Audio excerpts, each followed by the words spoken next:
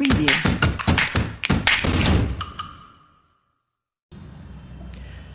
Hey guys, welcome back to our channel Fractional Olympiads. In this video, we are going to take another question from the book Pathfinder.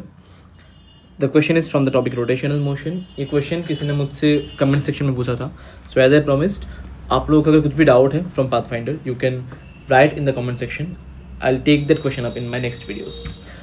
So MCQ 6 was a doubt of a student. तो इस question को एक बार discuss कर लेते हैं कि पूछा क्या गया है.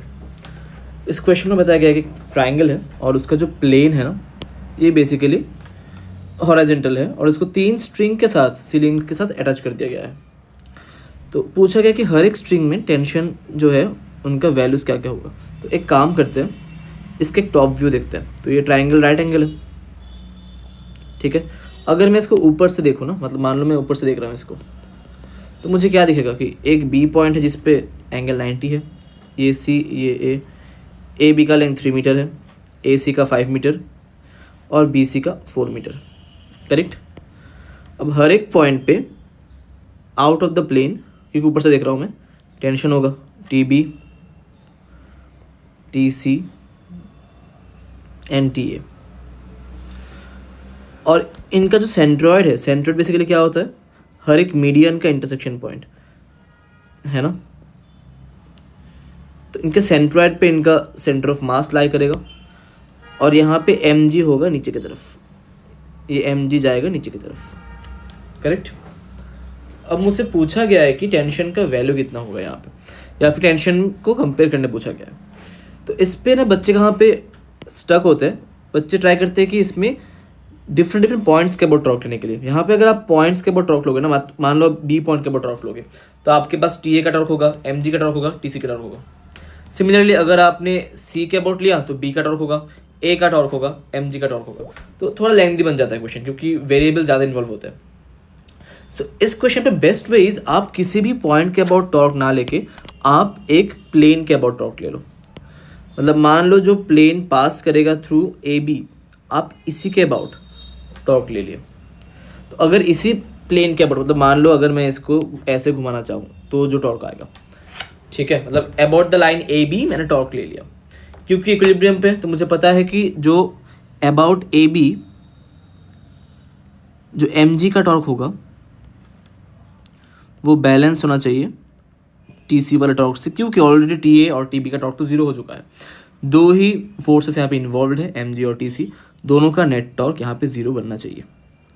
अब एम जी का जो टॉर्क होगा इसके लिए हमें चाहिए होगा कि एम जी से परपेंडिकुलर डिस्टेंस कितना है, दैट इज दिस.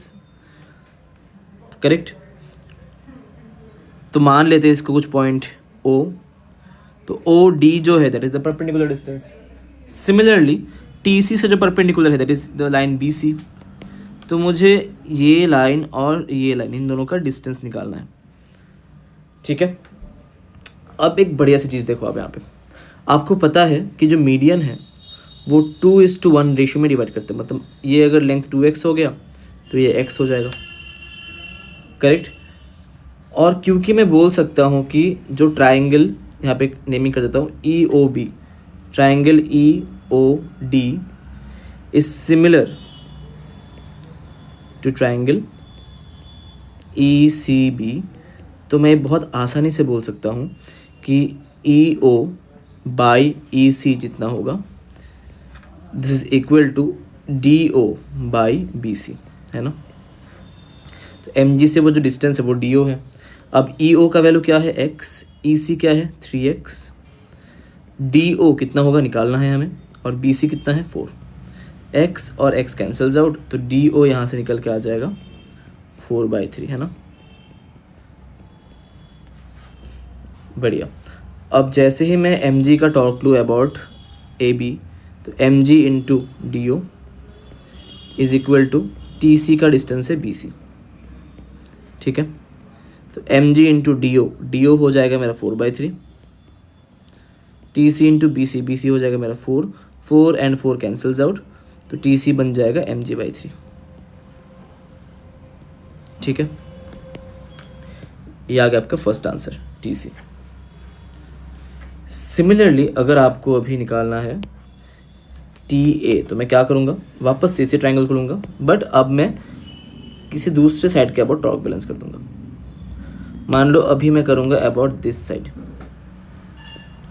तो ये नेमिंग हमें पता है, ये कि बी है, ये सी है और ये ए है, करेक्ट। वापस से सेम फंडा है, जो सेंट्रॉइड है वहाँ पे एम जी होगा, तो मैं लिख लेता हूँ यहाँ पे। तो इस पॉइंट पे एम जी है नीचे की तरफ, करेक्ट, और यहाँ पे एक टी ए है ऊपर की तरफ। तो एम जी का जो टॉर्क होगा वो निकालने के लिए मुझे परपेंडिकुलर डिस्टेंस चाहिए, दैट इज दिस। सेम यहाँ पे कुछ नेमिंग कर लेते हैं, से ये एफ है, ये जी है और ये ओ है। तो मुझे इतना पता है कि जो F O by F A होगा, क्योंकि ट्राइंगल लिख लेता हूँ एक बार में, F O G is similar to triangle F A B. तो मैं बहुत आसानी से लिख सकता हूँ F O by F A is equal to G O by B A. अब एफ ओ का जो वैल्यू है वो एक्स मान लेते हैं या फिर वाई मान लेते हैं, चलो।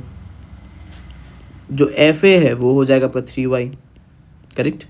जो जी ओ है वो निकालना है हमें, जो बी ए है वो तो 3 है, तो यहाँ से जी ओ मिल गया 1। बढ़िया। अब टॉर्क बैलेंस करते हैं। एम जी से जो डिस्टेंस है वो है ओ जी या फिर जी ओ, और टी ए से जो डिस्टेंस है दैट इज ए बी। अब मैं यहाँ पे वैल्यूज अगर पुट करूँ तो M G times of 1 is equal to T A times of A B हो जाएगा 3। यहाँ से वापस टी ए निकल के आ गया मेरा एम जी बाई 3। बढ़िया। तो यहाँ से टी ए और टी बी दोनों मिल गया, और टी ए और टी सी दोनों मिल गया, और एक टी बी निकालना है हमें। उसके लिए बेस्ट वे है, आपको पता ही है, सेम मेथड यूज़ कर सकते हैं, या फिर जो दूसरा way that is T A plus T B plus T C, this should be equal to M G. अब क्योंकि मुझे दोनों का वैल्यू पता है, T A M G by 3 है, टी सी भी एम जी बाई 3 है, तो डेफिनेटली जो टी बी निकल के आएगा वो भी हो जाएगा मेरा एम जी बाई 3। और बहुत प्यारा सा रिजल्ट आ गया कि तीनों जो स्ट्रिंग्स हैं, तीनों स्ट्रिंग्स में टेंशन मेरा बराबर आएगा। तो the answer is T A is equal to T B is equal to T C. ये हो गया मेरा final answer. Answer is T.